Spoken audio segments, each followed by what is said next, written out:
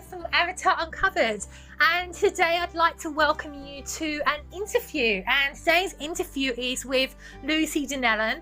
Lucy is an ex-Avatar master and was involved between 2016 and 2018, which is going to be sharing her experiences both within Avatar and the Avatar network as a whole. Lucy's also a teacher and an artist and resides in the beautiful New South Wales of Australia. So before we get going, just a bit more about Avatar Uncovered for those of you that may be new to these calls. So again, my name is Amanda and I represent Avatar Uncovered. Avatar Uncovered is an expose and investigation into the Avatar course, Avatar and the Stars Edge network.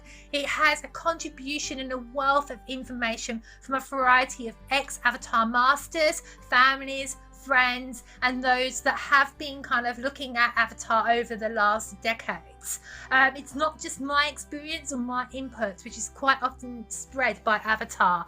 It is a wealth of information, and the purpose of this platform is both to bring the truth to the surface of what Avatar really is and what it's really about, to help people to recover, to support friends and family and loved ones that have someone who's caught up in Avatar or who may have left and then they're not sure how to deal with that situation. It also aims to bring awareness to potential students, helping people to see their recruitment tactics and really what Avatar is all about. So that is what Avatar Uncovered is about. And just before we get going as well, an important point: the purpose of this interview and all our content is not to defame, slander or harm anyone who is involved in Avatar, any of the masters, QMs, trainers, Ava or Harry. It is to bring the truth to the surface, to expose what's really going on within this organisation, to show the deception, to share our experiences and what we feel to be the abuses and exploitation of Stars Edge. It is not to defame, slander or harm anyone. So I'd like to welcome Lucy to the call. Hi Lucy. Hi, Amanda. And thank you for being here. It's really appreciated.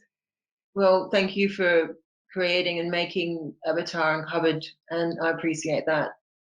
That's my pleasure. And yeah, thank you very much for being so brave as well, because there's not many people that are speaking out on camera at the moment. So it's a really brave thing to do. So thank you. Well, thank you. And before we get going, is there anything you want to say at all?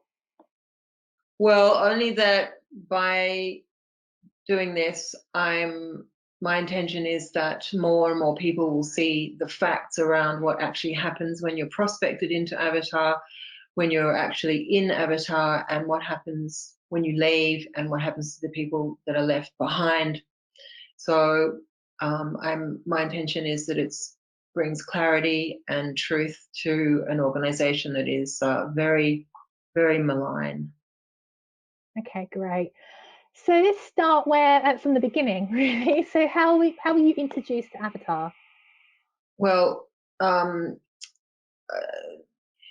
my 30th year reunion for school, one of my friends came to the reunion and spoke to me about Avatar, and then consistently rang me and texted me, emailed me and messaged me and left messages to invite me to do an introduction. And for that 6 years, I was like, can you stop this? Because I'm not interested and it's going to ruin our friendship. And I ended up cutting her off social media. And I did go to an intro because it was literally up the road from where I was living at the time.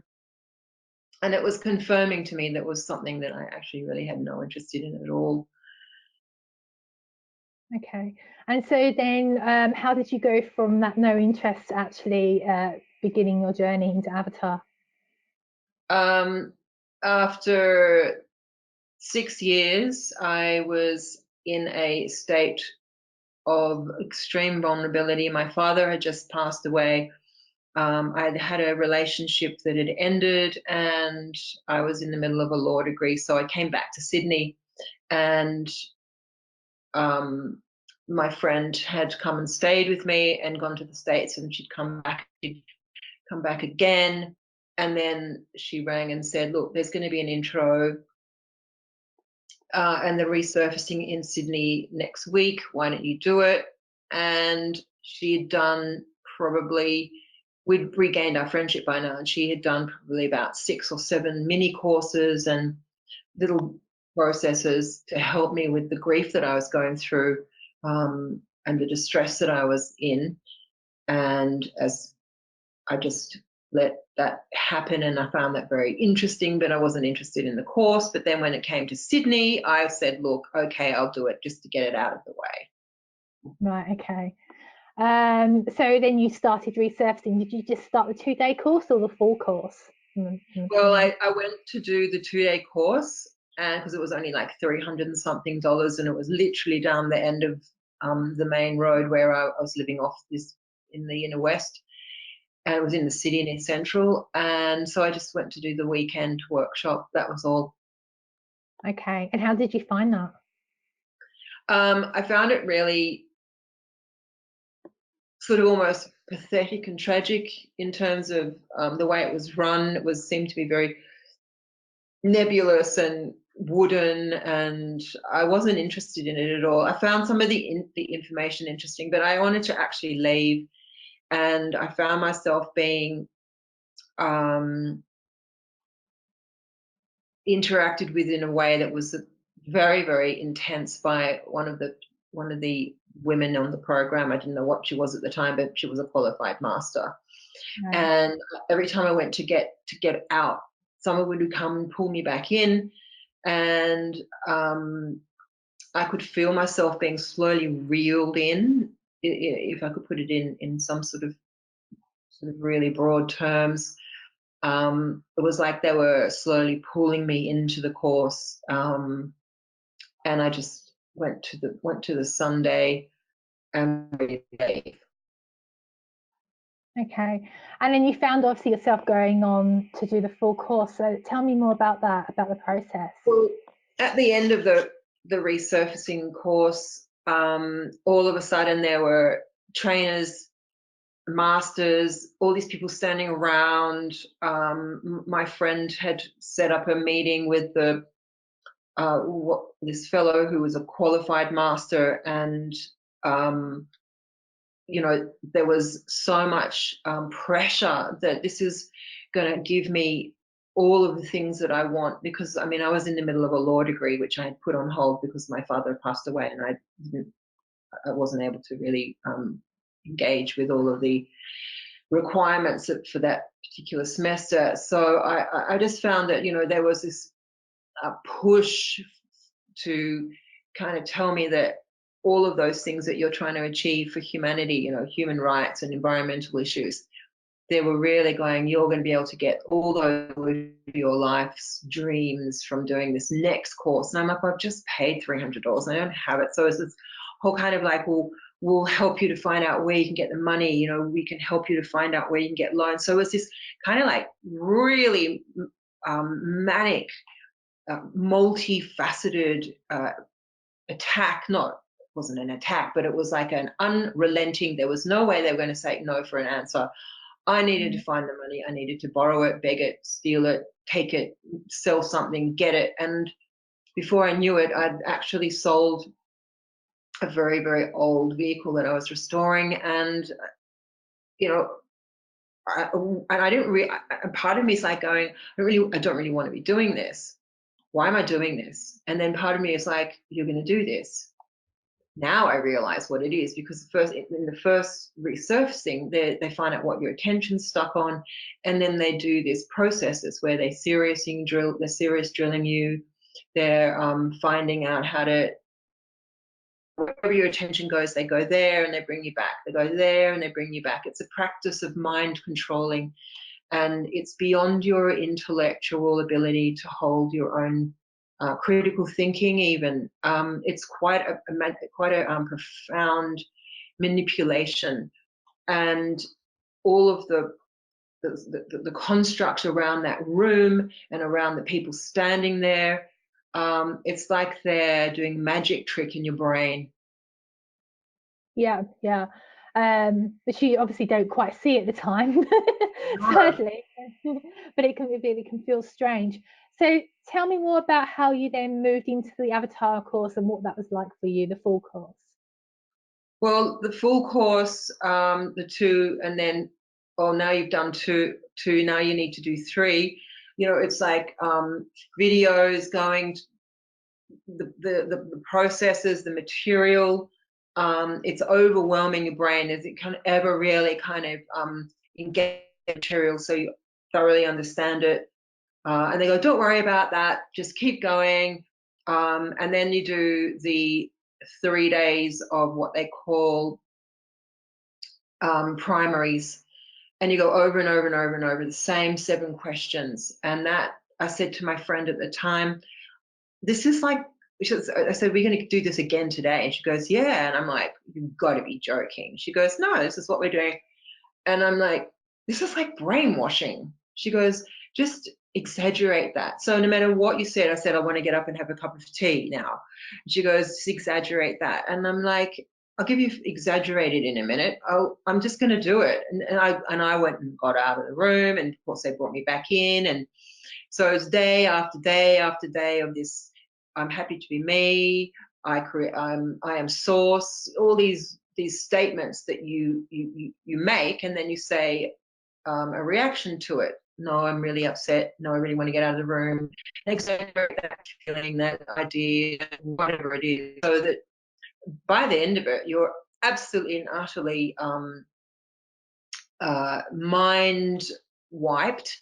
And then there's another process called the initiation, where they go through you identifying all of the things in your world. Do you have an idea of your mother? Do you have an idea of your father? Everything in your world that you come to know as being your life. And then you learn this process where you discreate any feeling, thought, emotion around anything that you have being presented in this process. And it's supposed to be euphoric, and you're supposed to end up feeling, incredible. I was just, quite frankly, quite embarrassed being in a closed room with my friend asking me all these intimate questions. And meanwhile, I'm going through it, and it's even though I really didn't want to be there, and I was very critical of everything, it just kept on dragging me into a deeper level of experience of the course. And then there's like, well, this is going to give you more ability to handle environmental issues. This is going to give you more ability to be more of an effective humanitarian lawyer, and so on. So there was this counteractive response to everything that I had in me that wanted me to get out of it. Right, okay. So did you have doubts as you were going through the course then? Did you find yourself sometimes doubting about the course? Yeah, I mean, look, I found it very wooden, and I found the presenters just to be reading the texts in the book. We're all reading the book together, and they're reading it, and it felt like amateurville in some sort of bad theatre production. But I went along with it, and I thought, oh well, the poor things, they're not professionally trained. They're just presenting this information. And being in a cheap hotel with a lot of people who are looking like they're trying to get something good going on in their lives. And I mean, at the same time, I'm like, well, it's just about this material. It looks like it could be interesting. Look, there's some techniques here that could probably benefit me in my ability to be a better practitioner, happier person, a more creative artist. So I took it for what it was. Okay, and how did you find it at the end, and how did you then move on to do the master's course? Well, at the end, I was really clamoring through the material and doing a lot of exercises on my own, breakneck speed, and I don't even really know what it was I was doing. But at the end of it, it's like, now you're an avatar master, and my friend's crying, and I'm like going, that's really kind of like whatever. I wasn't really connected to it at all. But then it was like, well, now you can go to America, and here's the opportunity we're going to give you. We can get you the money. What else can you sell? All of a sudden, my bank accounts were being accessed and opened, and extended the loans on, not the loans, the ability to withdraw money on. I was taken down to the bank by my friend. because I'd been a full-time student for so long, I had a limit on the amount of money that I could take out of my account. She went down with me and worked out how I could take out more money. Didn't have a passport. All of a sudden, there's the documentation to access a passport. All of a sudden, there's someone sitting at a desk with, the computer typing away, getting all of my insurance sorted out, looking at air flights, looking at hotel bookings. And I'm like completely mesmerized going, but I don't want to go. I mean, I don't really want to have anything to do with catching a plane. I have no intention of going to America. It's not somewhere I ever wanted to go.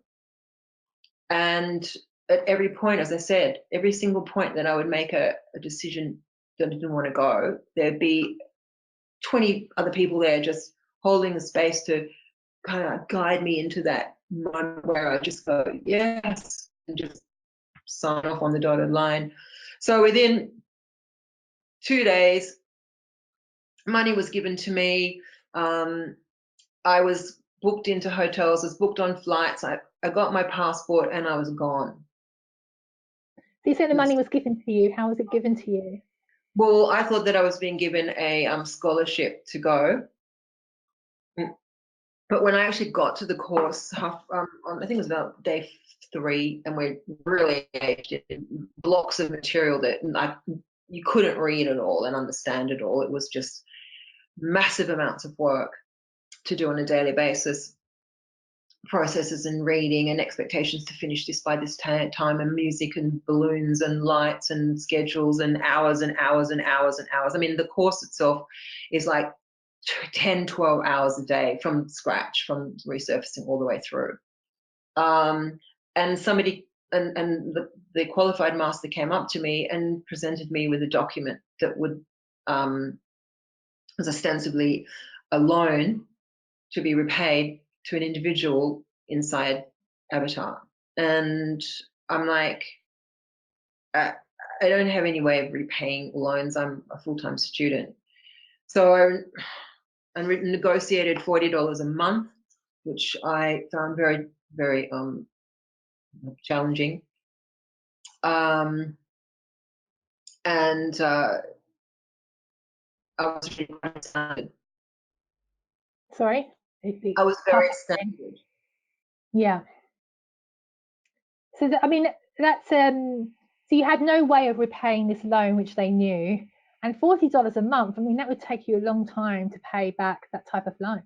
Oh, it was going to be like 14 years, but I was told that, I should be going out and starting to do casual teaching again, which is $320 a day or something. So you could increase that loan as soon as you got back to Australia, start going back into teaching. And I'm like, well, I'm actually doing a law degree, and it's not really something that I was considering returning to at any point in time. So there was a lot of pressure to kind of, and now I see it in the perspective. It's like, well, we know that you can probably become more and more involved. It's like every step that I took was controlled by before I got there. It was like it was all being constructed so that when I got to that point, be like, well, no, you're not going to go back to law school. You're actually going to go back to teaching, or go back to something where you're going to earn lots of money so you can keep coming to the courses and get yourself through your loan repayment. Right. So it sort of started then, which was for your master's course.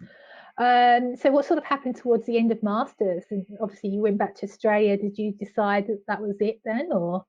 I wasn't that interested in taking any further. I honestly just thought, no, look, the money side of it for me, I'm halfway through a study that I really wanted to complete. I'm staying in a friend's house in Sydney, which is near the university, so deliberately so I could. I mean, I could have lived. I was also living in the country at the same time, but for me, it was. I don't really have anything more to say about this. And so next thing you know, I'm getting phone calls. We want to do some primaries with you. Here's a master. Here's a qualified master. And I get phone calls like 3, 4, 5 sessions a week to train me back into keeping the energy going with the avatar program. And before you knew it, I was doing little mini courses and being encouraged to come and do an intern training, which of course they were going to give me more money for. And I'm like, but I'm already on a loan that I can't repay. Oh, you just renegotiate the loan.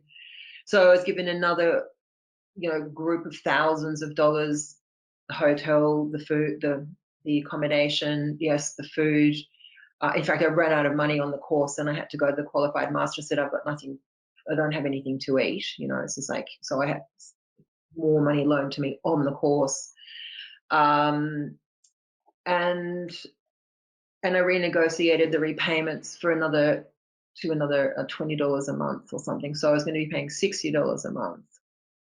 And so these loans, were they coming from the organisation or from individuals? No, it was a personal loan from a master. I think she was just a master. I'm not quite sure, from within Avatar, and she just did her own spreadsheet that she emailed me. And over the course after that, when I was finding it difficult to pay, I would write her a personal email, and then in the end, I ended up having to tell the trainers, "Oh, look, I've defaulted on the loan again." So I had to tell them as well. So it was like this multifaceted. It wasn't just the one person. It was like it was like the organization plus her. But so it was a personal loan from this woman. It was a personal loan, but it was still having some sort of monitoring and control from the organisation. Absolutely. Okay, so tell me more about, so you could then go on to do your intern training, which you're then loaned more money to go and do. Sorry, just trying to move my earphones.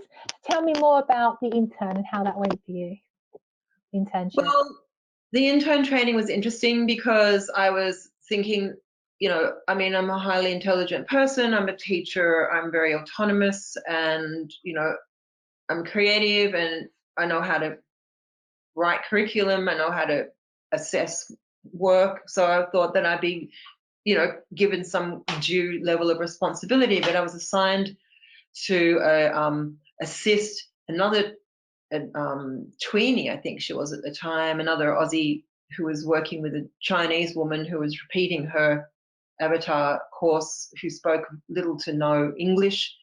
So it was just like, going and getting books, ticking them off, staying with them, and staying in serious drill.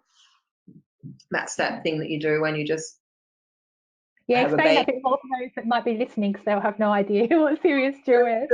Something you talk, and you just look, and you just in this neutral state when you're just looking at somebody and all this stuff's going on and you have no reaction. It's just nothing. It's like appreciating. You're meant to appreciate, aren't you, your creation.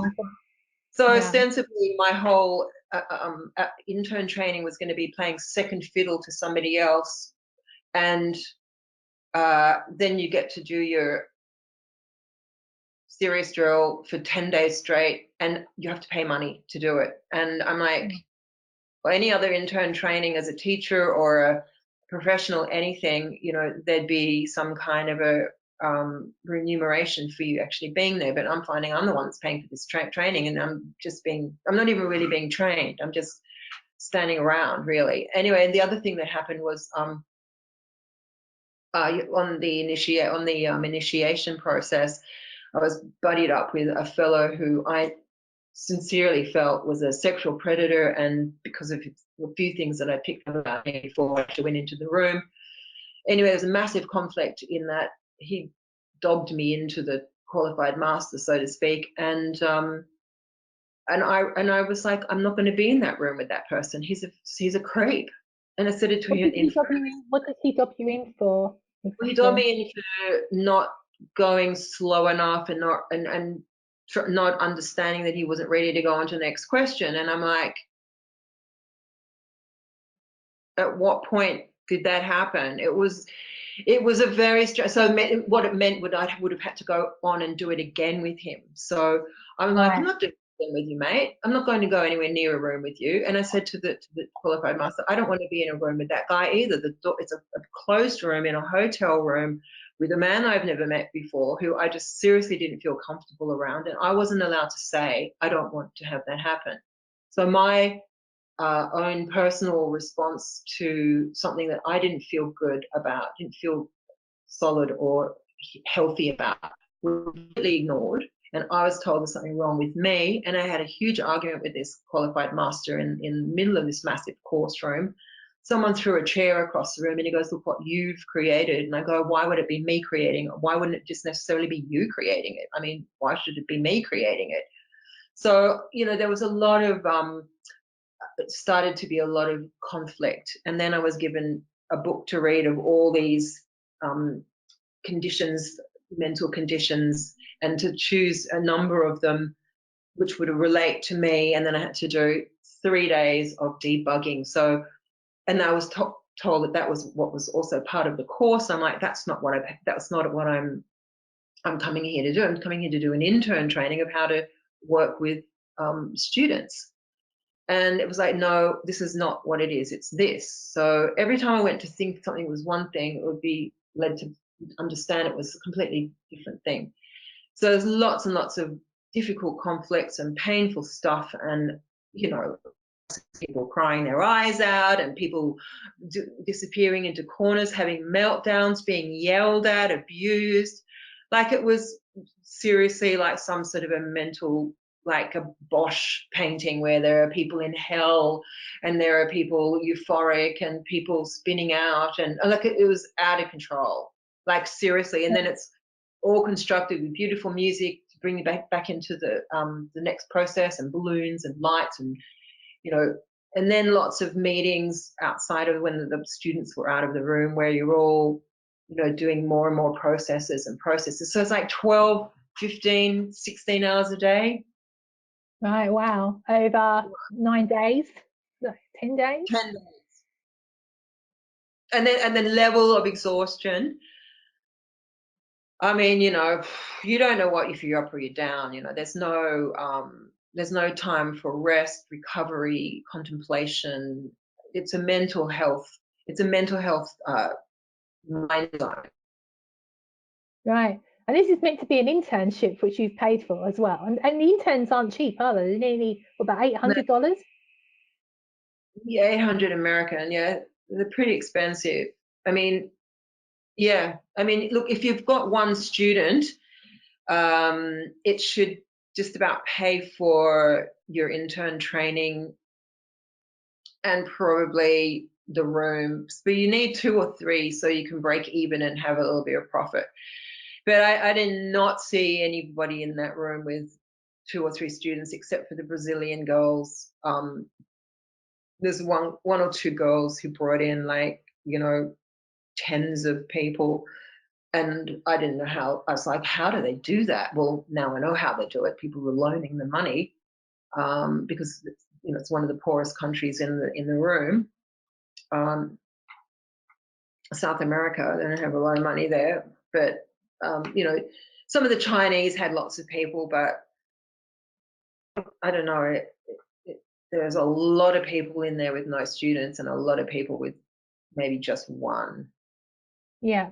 And did you find that change over your time with Avatar? Did you see people struggling with students? Oh, man, some people struggling, especially Australians. They're kind of like naive or something, or wanting to be part of something bigger, and the whole American rah-rah, and the whole there's a the Europeans had big bodies of people, like especially in Northern Europe, but lots of little countries with lots of different people in them. But basically, no, what I observed is a lot of people just struggling, to be honest, especially in the Aussie. Yeah. So tell me more about your internship. So how did that feel as you were getting towards the end of your internship? How did you feel? I was ready to leave. Like I was just so ready to leave. I found it abusive. I found it really, like, a lot of the time I'd be wandering around going, and in fact, Abra came up to me one day, and because I was just watching watching, and she goes, she just was like, what are you doing? And I said, what would you like me to do? She goes, what do you think you should be doing? And I said, I don't know, how about walking around the room? She goes, yeah, that'd be great. So, I was moved on, and Avra kind of like had her eye on me a few times, and there wasn't a really good fit there for me. And then I ended up in indirectly meeting a girl, and she came over and she sat with me and connected with me, and it was the most overwhelming feeling of anything I've ever felt in my life. And I just fell head over heels into this blissful state of euphoric love. And I really, we connected, and we kept in contact when the course ended. And so my true feelings for continuing any relationship with Avatar was to explore this relationship with this girl. I mean, Right. there was a sense of me wanting to help humanity, but I felt that the tools and the techniques, or any practice, spiritual practice of any sort, is about connecting you with yourself, and then you just get on with it in the world. But there was this real pull to keep on having to go back to courses, and I just found that pointless, because what's that going to achieve? It's going to achieve a lot of money going into an organization, a lot of debt for me, a lot of inability to connect with my creative world outside of Avatar. Like, I could work for maybe 6 or 7 weeks before I was expected to go back to another course. How can I make anything of my life out of that? So there was this really, really strange kind of like warping of your reality can become something that will serve Avatar. And it was a faint whisper in the back of my head. And anyway, I met this girl, and I was completely, absolutely, and utterly, and totally swept away. Yeah. And then you continued the relationship together for the next, how long did the relationship go on for? Well, we deliberately wanted to explore it straight away, and she was about to come to Australia to be with me. As I said, I was living between the city and the country, and I had this magnificent permaculture garden that I was working on and living on. And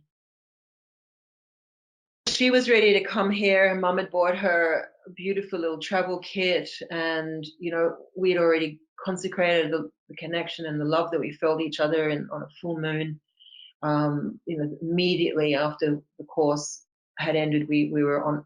I didn't even know about social media and Skype and all the rest of it. So she hooked me up to all that, and she bought a ticket. Her mum gave her a travel pack, and she was ready to fly out. And I was invoked down to go to another intern training down in Victoria, which I really didn't want to go to, but I thought, look, I better just comply with the regulations here and just stay really calm around all this. And I told them that I was with this girl and I were going to be exploring our connection. And they basically told me, you've got to remember where you met this person. You met her in the rooms, being in a relationship, and if she should know better, she shouldn't be leaving America. She should be going to intern training, and you should be there too. She should give you the money, she should give you the ticket, and you should come to America. And I'm like freaking out, thinking, I'm an adult. Nobody has ever told me that I can and cannot see who and whomever I wished, when and where I wanted to. Like, all of a sudden there's this, you can't go there, you can only do this. And if she's in the room without you, she's going to be numb. That's what you were told? Yeah. And I'm like, how is that going to be? So I was absolutely terrified. I mean, talking about it in hindsight, it's like, really? How could you even think about even engaging in that sort of a conversation with another adult? So I've just gone to her, I'm really freaking out. I've been told that you should know better, and that you should be exchanging your ticket so that I can come to the States. And I told her I was feeling really anxious and incredibly spun out by this, and I didn't like it at all. Anyway, she was really upset. She went away, she changed the ticket, and the next thing you know, I am going back to the States. I mean, I wanted to see her primarily, and I flew into to Florida during that horrendous tornado, and I'm thinking the universe just doesn't even want me to go there. If you like that kind of way of describing something, but the tornado came and she, Sirius drilled me through the tornado, and we met up, and we actually was the first time we're physically together on a course. And the minute we go through the door, phone call, you're wanted in reception by one of the trainers to talk to someone and bring them to course. And I'm like, how do they even know I'm in the room?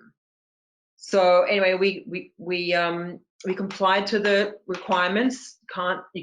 She cannot go to Australia, which I just found just. And just for those that are listening at home, it's where she wasn't just like a student or an intern. She was at quite a higher level, wasn't she, within the Well, I didn't know organisation? about any of these words. I didn't know about any of the names of these things, but she was what I found out. She was a tweenie.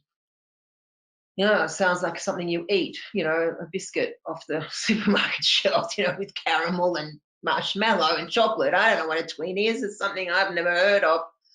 So she's a tweenie, and she has a lot of responsibilities, and including doing the balloons, and it was all sort of charming and enchanting. And of course, everybody says, "Oh, pro course is the one when you hook up with people," and I'm going, whatever that is, I don't even know. Now, it's a very, very, very intense training where you learn to kind of connect with people, and they're kind of teaching you how to be a professional avatar prospector. Basically, it's like a really, really highly sophisticated marketing program where they teach you how to be more effective at being an avatar prospector. Right. So yeah. Okay, so going back again to when you felt that you weren't able to have autonomy in your relationship, and you've gone to America rather than her coming to Australia, and you're at the hotel. Yeah, it was, everything was monitored. Our time was together was outside of the course. I couldn't see her in the room. I couldn't speak to her in the room. She couldn't come to me in the room. I'd be like, there was this level of anxiety and control around her and I being together. And, we saw each other in breaks and in the morning and the evening until, we got together and went back to her hometown. It was a very controlled environment to be with somebody that you want to explore a relationship.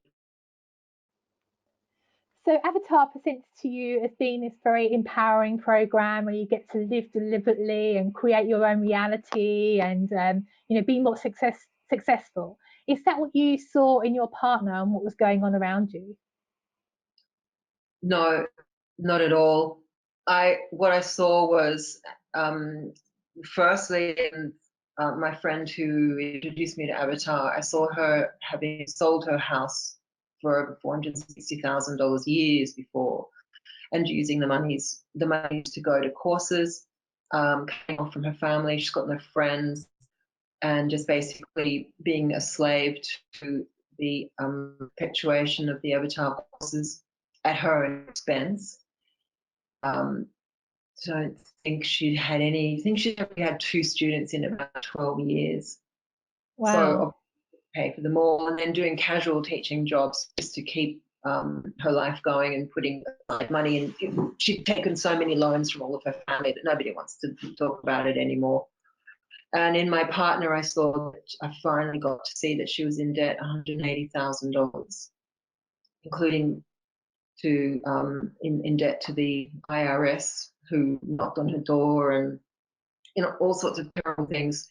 Borrowing money from her mother, not getting any inheritance when her grandmother died because nobody wanted to give her any money because they knew that she'd be putting it straight into the Avatar program course costs. Borrowing money from masters inside the course, using her last skerrick of monies to go there.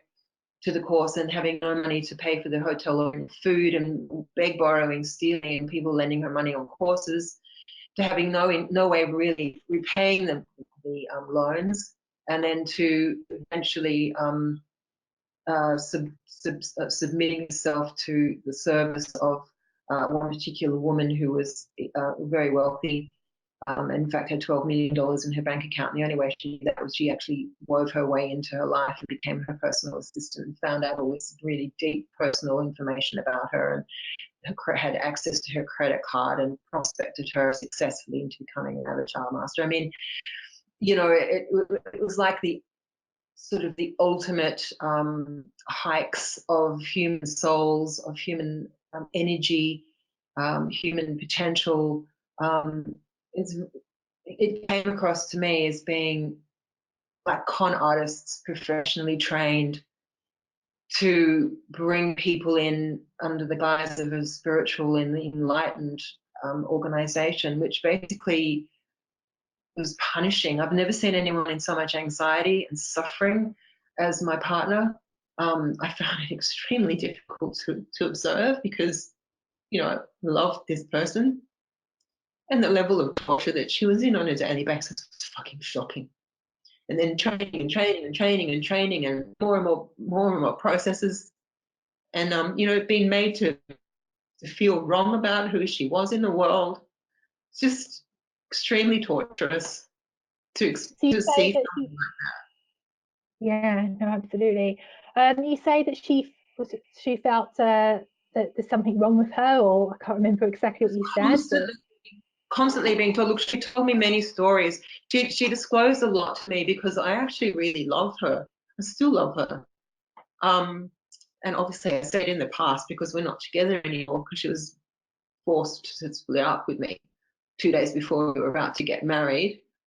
That's a whole other story. But I honestly can say that I saw excruciating, torturous torment in this girl, and you know, she was led to believe from the get-go that there was something wrong with her, and she was stripped down emotionally by one of the trainers much earlier on in the piece, and forced to come to courses to start with, a little like me.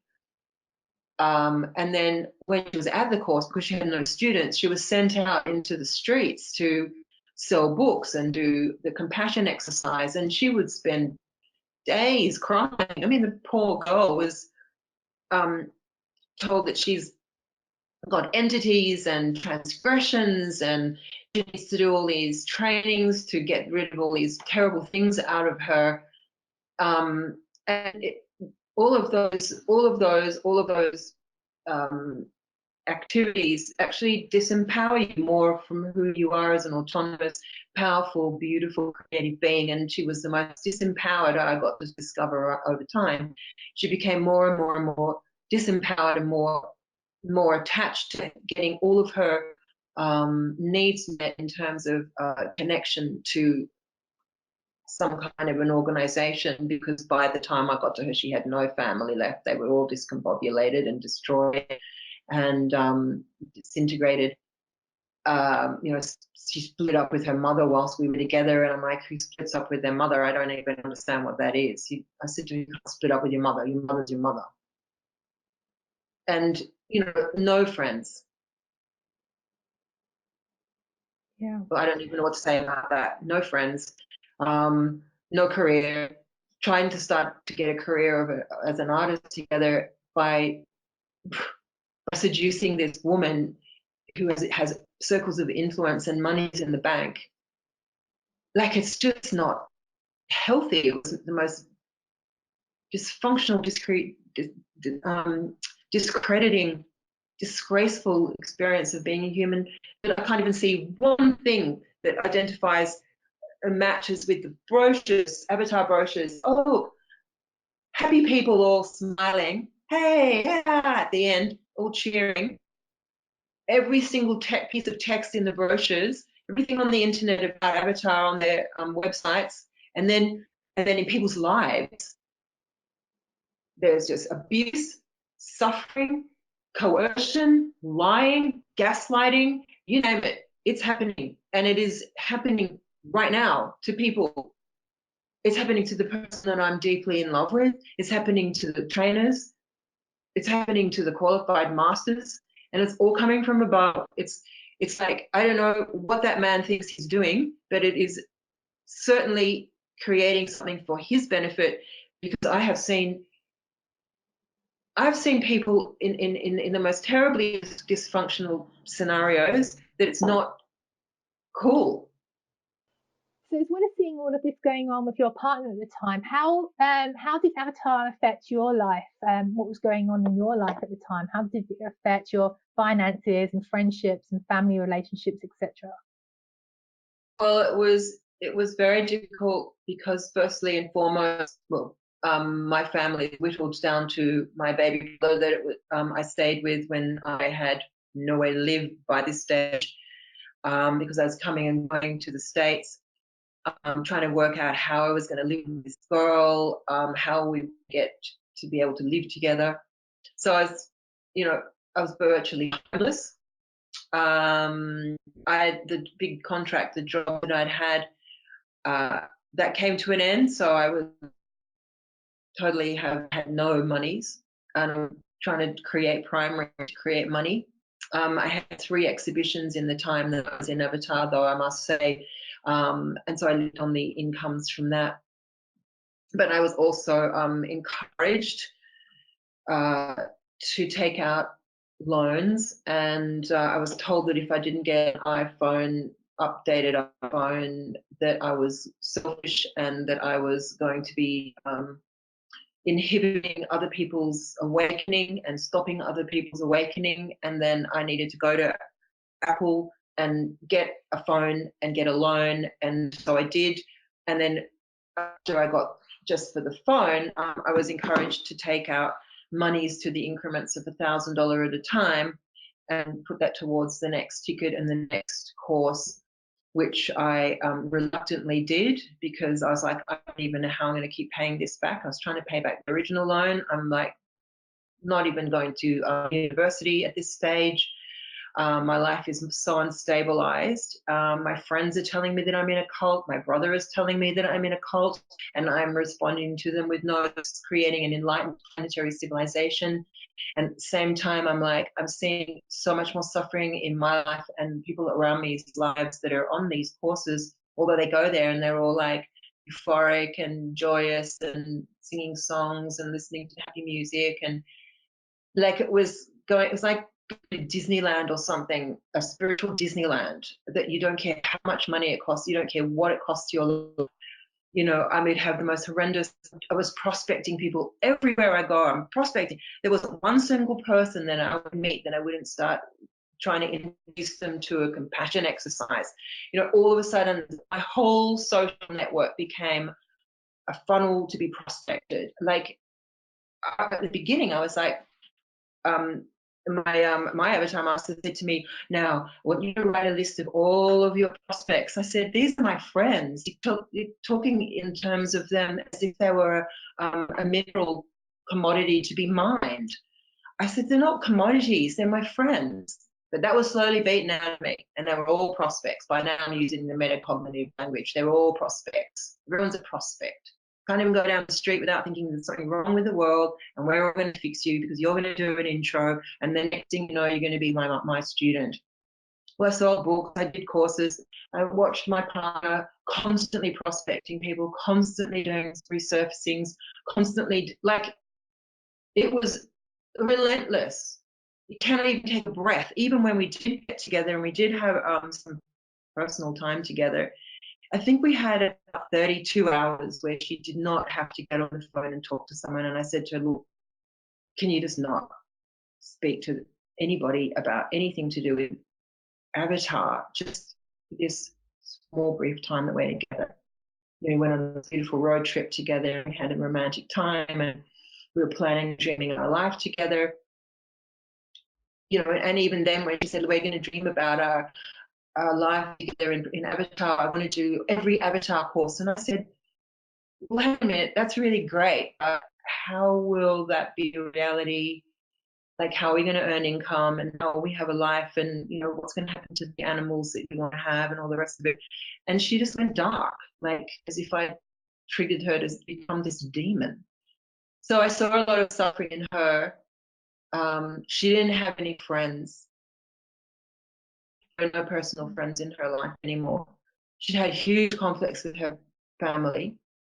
She'd split up with her mother in the time that we were together. And I'm like, split up with your mother. It's your mother. Like, you don't split up with somebody. If her mother was just a relationship that you could just come in and out of. Every single person that she was creating in her new life whilst we were trying to get it together was basically a prospect for a student. And if I said anything against it, or like, I really feel confident about you just going and doing more and more and more of these like one-on-one shows with people who they don't even know you're in a relationship, and are they attracted to you? And there was this whole kind of covert, seductive way of her creating students that I just felt was just so absent of any integrity. It was heart-wrenching. Okay. So tell me now more about what happened with your partner towards the end of your journey in Avatar, and how you now have obviously left Avatar. Well, she was on a course which they call integrity, and I could feel her breaking down more and more. And whenever she would go on a course, if I wasn't on the course with her, she would ghost me for a couple of days without any warning. They'd be like, "Oh, look, I'm not going to speak to you for 4 days, so I need some space on this course." It would just be like white noise, which was really concerning, considering the other times she would be contacting me every day. We were on the Skype to each other every single day. We loved being together. We were totally in love with each other. When we were actually physically together, it was exquisite bliss. But on this course, she just went darker and darker and darker. And then she came to me, one day and said, "We have to split up." And I was just utterly devastated, because we'd been planning on getting together and getting married. She'd already proposed to me. We were going to get married in the States at one time, when the gay marriage laws came out here in Australia. She wanted to get married straight away and come over, but they wouldn't let her. My client had given me her cellar door property to have our wedding reception at, and the ceremony. And we planned everything. We even had engagement rings. And so she just she was split up, and she gave rational reasons as to why we needed to split up. It didn't make any sense to me at all. And then 2 weeks later, she rang and she said she wanted closure, and I'm like, "You've already killed the relationship." So I reacted to the whole thing really badly, because I found out, because I got told by one of my girlfriends. She was actually the best friend of my friend who got me into Avatar in the first place, but there was a website called Avatar Uncovered, and once I read some of the material in there, I was like, I cannot believe that I could have fallen for something so diabolical, and then I could tell that my beloved is in this shocking mind control trap. And I wrote to her and I told her that she was in a very dangerous position, and she cut me off completely then. She wrote to me and said, "I want nothing more to do with you." And I'm firm on that. And I've since found out that that's actually a stock standard statement that's made when people break up. And I rang, I wrote to Avra, and I wrote to Avra, and I wrote to Avra, and I wrote to her. I wrote her 26 emails. She didn't even reply to one of them. I said, "What have you done to this girl? We've devoted our life to each other, and we're deeply in love." And finally, about 6 weeks later, Mike replied to me and said, "Just do the forgiveness exercise. Breakups are really terrible. Good luck." I mean, it was like, who are these people? They're meant to be enlightened planetary civilization, the purveyors of the new world of, humanity. This is the way they treat people. It's what And they do. and And at this this stage, point, you were quite worried about her, weren't you? Because I she was also. absolutely beside myself because she'd now become an advanced intern. And I saw her change when she became an advanced intern from being, you know, constantly, didn't matter what happened. We would, we had this beautiful connection and we were working our way to create a way to be together. And as I said to the Australian trainer, we're working on primaries to be together. She goes, in Avatar, relationships don't work at the AI level. And I'm like, well, I told you guys from the onset that we were going to explore a relationship and we're engaged to be married. So I don't know what that means, but it just, and I had an hour and a half long conversation with her in the presence of another friend who gave me the Avatar Uncovered website just initially. And, she said, this woman doesn't know what she's talking about. She cannot answer a question straight. And, at the end of the day, it was so obvious that it's a absolute foiled with lies, fabrications, constructs of mental manipulation out of control. Like it is more harm than good.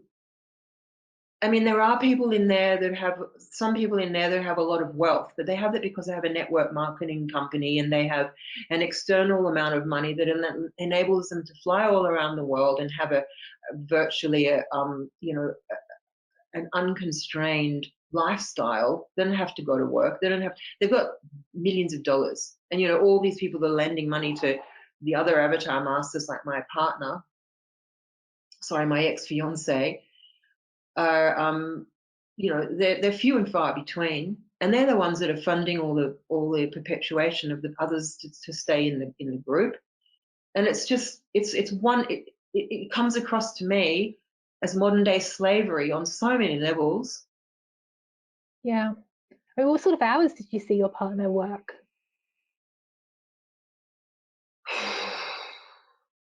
Well, when she was on the courses, sometimes she'd be up till 1 o'clock in the morning doing processes, especially towards the end. I mean, and then when she'd be back in her hometown, she was trying to hold down all kinds of odd jobs, which would probably take sometimes 10 and 12 hours days. And then she was doing mini courses and debugging and all the rest of it. And whilst I'm just saying about the level of suffering, there was a time when she was on her first advanced intern training. She got the cold and it turned to a flu, and she was in such a high level of temperature and sickness, but nobody brought her any relief from her suffering. She was told to sleep in the bath by her avatar master friends, that she was, because they all sleep in shared beds together because they're trying to save money. And she's in this room with 3 other avatar masters, and they put her into the bathroom saying, "You're keeping us awake at night." So she's sleeping in a bath with a blanket in the most horrendous temperature, and she's calling me crying.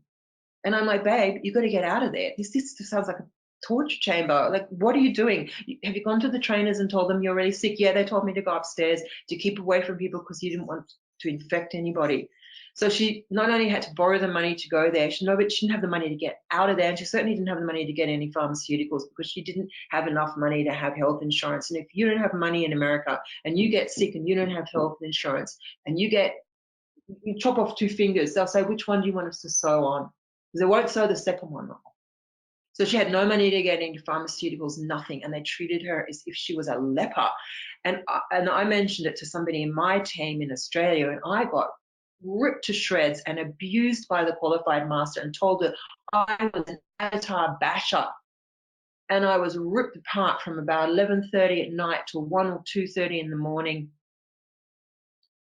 telling me that because I spoke about the American team in that way, I was an avatar basher. And I said, "Well, I don't know what to say about anything to do that you're talking about, because this, to me, is absolute neglect of duty of care in every way, shape, and form. This has got nothing to do with humanitarian okayness in any way.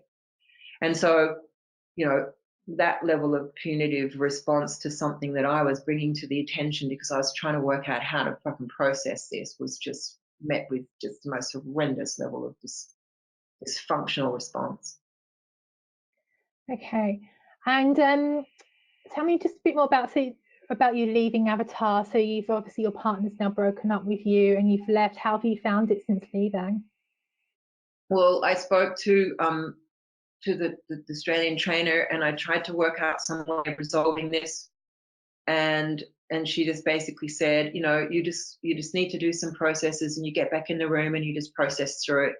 And I was like, there is no way I'm going back into any room, because the more I read about Avatar through the Avatar Uncovered website, I'm like, light bulbs are going off in my head. My heart is just like floundering to stand up. And I was an absolute mess. Thank God one of my friends let me stay in her home for many months. I went back to my yoga school and my yoga master, and I got pneumonia and I didn't have any income. I couldn't function. I went to my psychologist and she said, I don't know what they've done to your mind, but you are in no fit state whatsoever to stand in front of a room of children and teach in a school.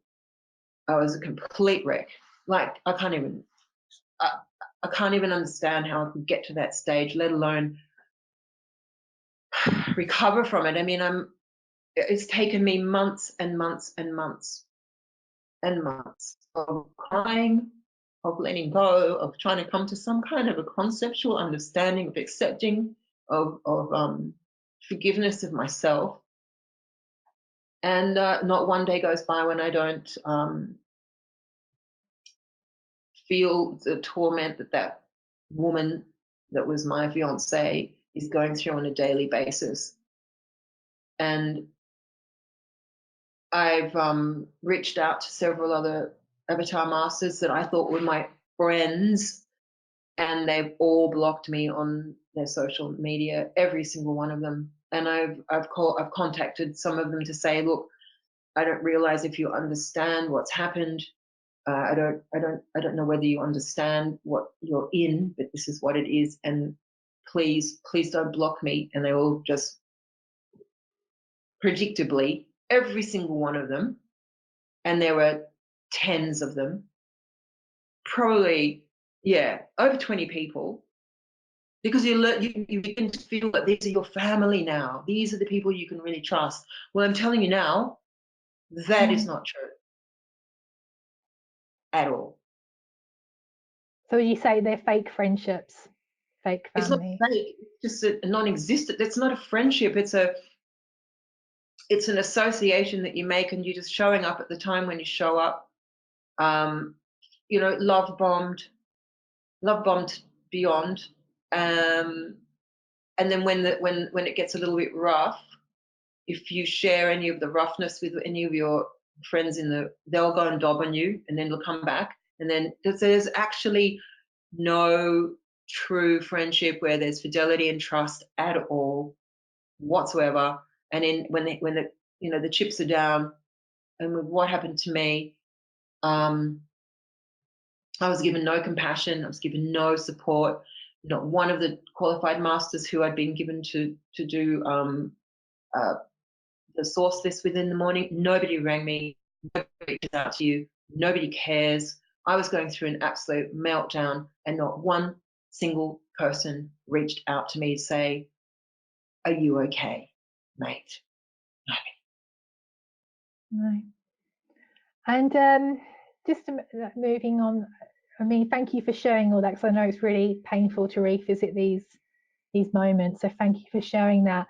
You know, one of the things that you've had concern over is children in Avatar, because of you know, you being a teacher and your experience. You got to work with a lot of children in Avatar. So tell me more about that and more about your concerns. Well, one of my intern trainings, I actually was given the duty of care of two children in a family, and I got to see other children in groups and at the Wizards course. which is even more relentless because it's 12 days of just, 10 and 12-hour days of course material. I saw children yelling, screaming against their will, being kept on course. Trainers coming, going, not punitive in an aggressive way, but like putting the kid down, saying, "Oh, he doesn't want to do it anymore." Lots of sarcasm, lots of responses that were not a healthy way of encouraging a child to engage in a learning experience. And I know for a fact that often the people who are put in the duty of care of these children, if they were doing the one-on-one training with them, sure, certainly. I think there was a nurse working with the little boy and the little girl that I was working with, but a lot of the other people around them, the parents aren't present anymore, and none of them got a professional duty of care. None of them have got a police check. Working with children, a clearance, and that's going on all the time.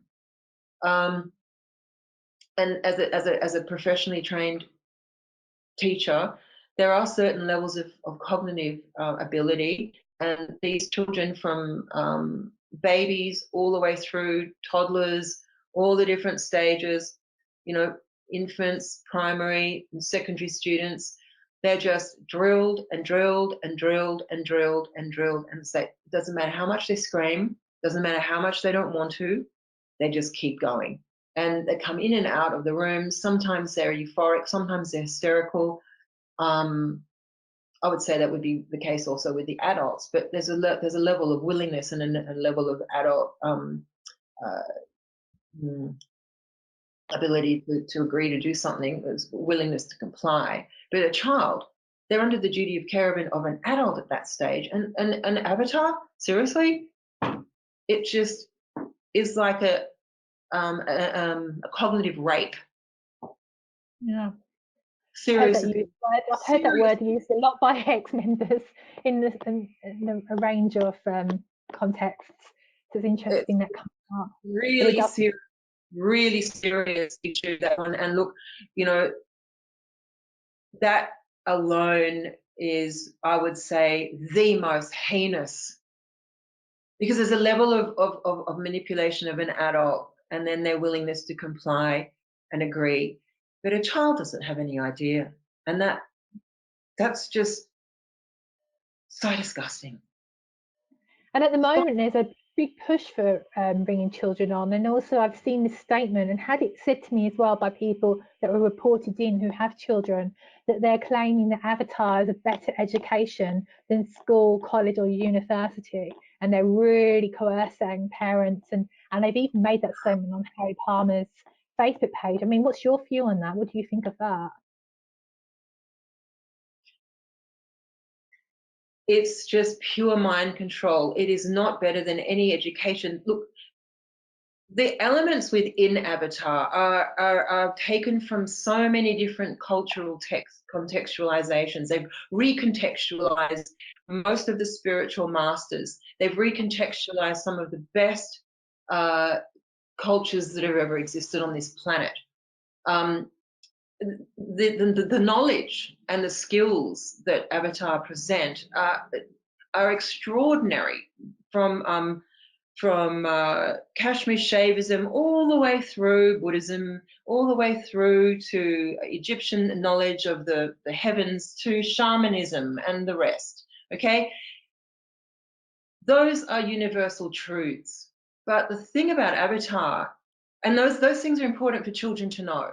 Absolutely, it's important we all know. In fact, we all should know a lot more about those things as human beings, being human.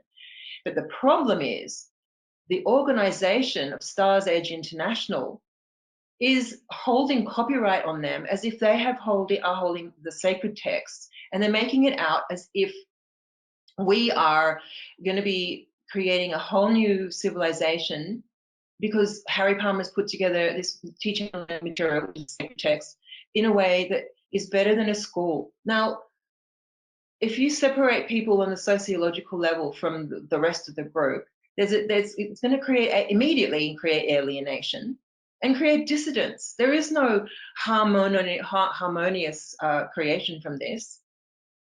Yeah.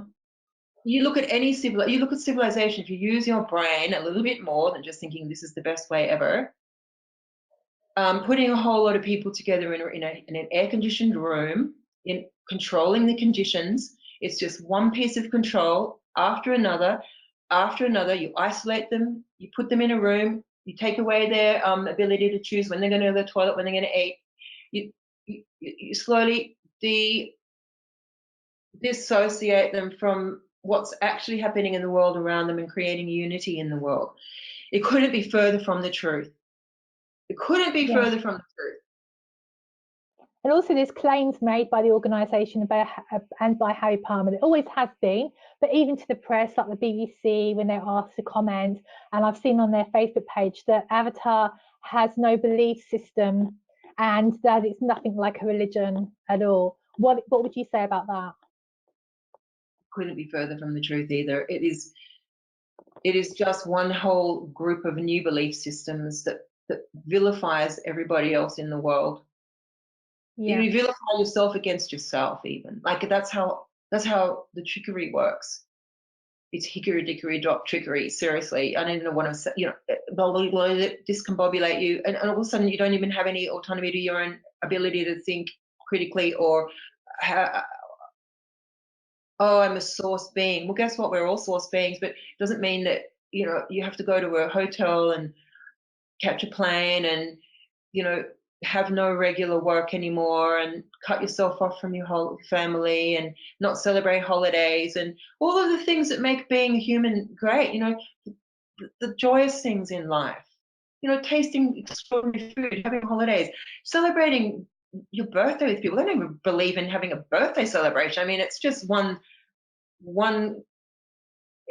it's like just removing yourself from being anything normalized into this extremist scenario. Yeah, and I suppose you got to see a lot more of that as well, considering who your partner was as well, because a lot of, what you're discussing as well gets more intense, doesn't it? The more involvement you get in these organisations. So for someone that's just doing resurfacing or avatar, they might not see just where this is taking. You don't see it. I'm telling you, it's like an odorless, colorless gas that slowly infiltrates your brain. And look, had I not fallen in love with that girl, I would have been out that door way earlier. Like I would have just kicked them in the nuts and walked out the door, because I've never been abused by anybody like that ever in my life. And I don't take to it and I don't like it.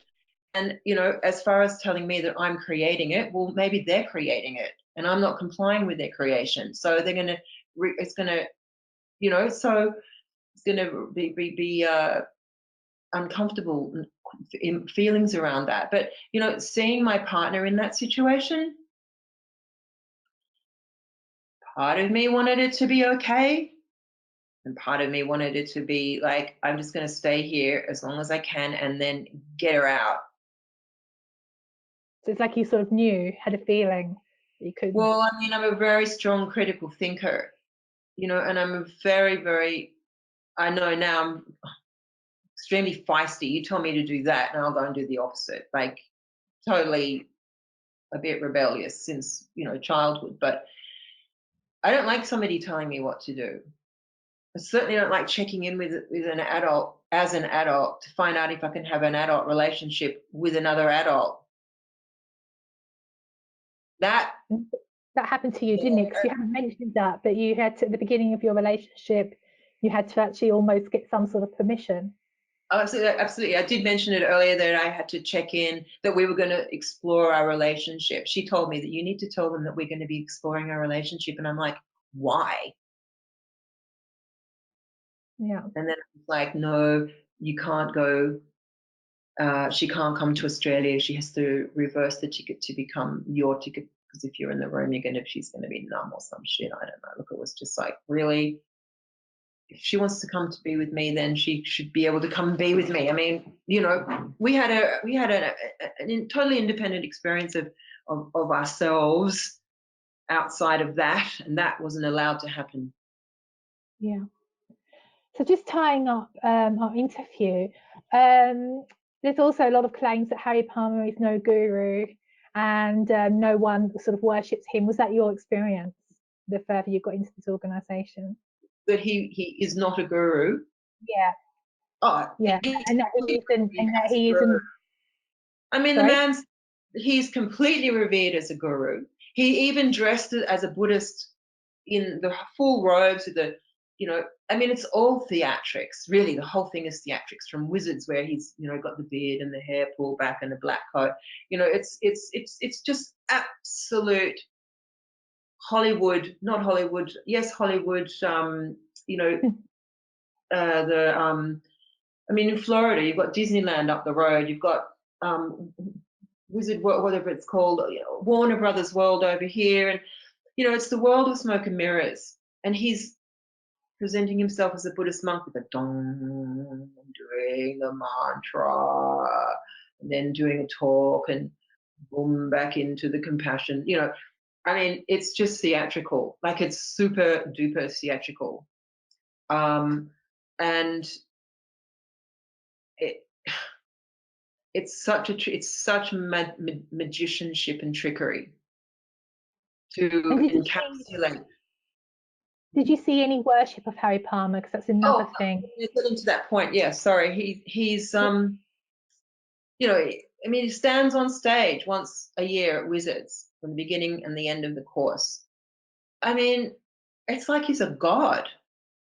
I mean, my friend who introduced me to Avatar, she was like, "Oh, he's so beautiful. Look at his hands." And I'm like, "I'm not seeing it. Whatever. Interesting man, interesting information." But yeah, it definitely held. Oh, and he's definitely held to be a guru, because the Avatar materials, all these books, nothing short of about that thick documents, are called sacred texts. Yeah. And all the qualified masters are called the guardian heart angels. They're guardian angels. All the trainers The bodhisattvas, I think bodhisattvas. they're called bodhisattvas. I mean, he's purporting to be the bodhisattva king. I mean, it's hierarchical. It's structured to give levels of power. In fact, I was told by one of the Australian trainers that it was, because I said to her, "What's all these names? What's all this about?" She goes, "It's all about power." I mean, she told me point blank, it's all about power. That to me was like, alarm bells. Yeah. Because power structures. I mean, if you're all source, there is Yeah. the vibration between evil and good is no different. It's just a different contrast of light. Big deal.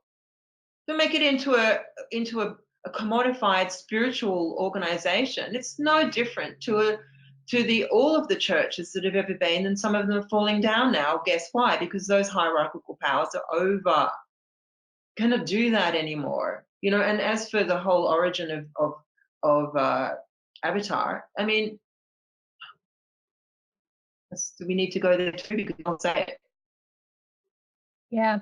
What's so interesting is that so many of us, I know, especially the people I met and connected with, and myself and you, that's one reason that we got sucked in, was that we don't like that hierarchy and the power plays and the domination and what's going on our planet. So that's one of the things that is appealing about Avatar, I think, in particular, about creating that love, precious humanity and that breakdown. But actually what happens is it flips, and you totally do have that hierarchy and power plays are crazy in Avatar. Would you say, like, how it kind of? Oh, absolutely. I mean, everything in Avatar flips once you get into it. Everything, and it's all of a sudden this egalitarian, universal love, consciousness, evolving, enlightening, to the complete antithesis when you're in there. Mind controlling, punishing processes that go on and on and on and on days. Your power is just, it's like when you get winded, you get hit in the gut so hard, you're winded for days. I mean, I've seen it all. No physical whipping, no physical punching, but emotional punching, absolutely. Yeah, yeah, And then power, it's almost, neo-Nazism, it's that whole thing of slavery, enslaving an animal, enslaving an African tribal person, enslaving a Western wealthy person. It's enslavement. yeah. And that is the masters, and even calling someone a master. I'm like, I'm not going to be calling my best friend from, not best friend, but my friend from school, now she's my master. I'm like, what? I'm not going to call you my master? Get over it. So just tying up the interview, is there anything else you'd like to add to what we've discussed so far, or anything you'd like to say? Well, mainly that if you're looking at this, you're watching this, good on you. And notice these things will happen to you. You'll be prospected, you'll be love bombed, you'll be, driven to, compelled to do the next course, compelled. Doesn't matter what's going on in your life. There's always going to be like a way for you to do the next course, and that'll be driven into you. It's your duty to prospect, to waken up humanity. You'll be treated like just the sweetest person until you actually get into the organization, and then you'll be manipulated, and then you'll be driven with all these exercises and drills and debugging programs until your mind is just like mush. And one thing after another, and it doesn't just happen in one full swoop. It doesn't happen all at once. It happens one little increment at a time until you do not realize you are actually at the mercy of something very dark. Yeah. So Yeah, I just want to say thank you, Lucy. Thank you for taking this time out. Thank you for sharing your story. I know it can be really challenging.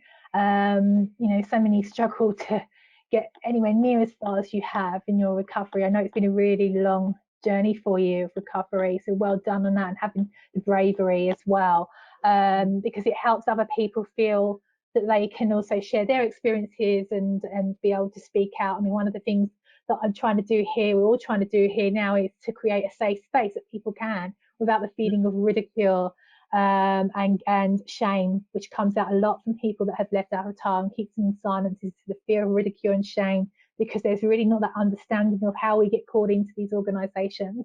So you sharing that process is really, really helpful. So I just again want to thank you so much, and obviously we're going to see more of you in the future, helping with videos and discussions and getting the message out there as well to what Avatar is really about. So thank you. you're welcome, because the fear of it, the fear of what could possibly happen. I mean, God protect me and protect you and protect anyone who wants to tell the truth. But if people don't speak the truth about an obscenity, they continue.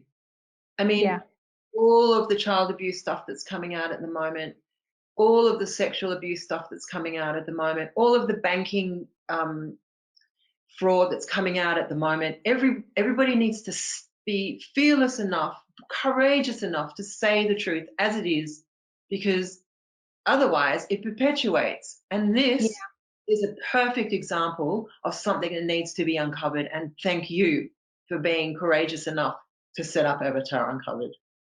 No, it's my pleasure. I mean, when I hear you and speak with people like you, it makes it so worth it. And you're absolutely right. I mean, this has been 40 plus years of exploitation and abuse that just appears to have got worse and worse. A lot through the suppression and intimidation of people that have ever tried to speak up. And I think we live in times where we can do that a lot more freer than we used to be able to, and a lot more fearlessly. Now we have social media, and a lot more of these other cults, and what's going on is coming to light. And so that helps us to see how that's similar to what's happened here as well. So, my message to anyone that's listening to this, if you would like to be interviewed or you have any information that you'd like to share, everything is kept in confidence, and we can always have an interview that's just audio. You don't have to be on camera. Yeah. And it all helps. It helps so many levels. Would you say like it helps in healing, it helps families, it helps you know, law enforcement get more information, it helps, you know, prevent people from getting involved in the first phase, which is really the best thing. That's So it helps best. so many people. Don't ever go there, guys. Never. Just don't do it in the beginning. You know, it's a warning. Here it is. Bang. Oh, good. No. Absolutely, yeah. Okay, so thank you, and thank you everyone for listening. Just checking there's nothing else you want to say, Lucy, before we say goodbye. That's it. Okay, fantastic. Have a Thank great you. week, everyone. And again, just contact if you feel you have any information you'd like to share, or you'd like to have an interview, then just contact us at avataruncovered@protonmail.com and visit avataruncovered.is, not .com, .is. And have a great week. Thank you. Bye.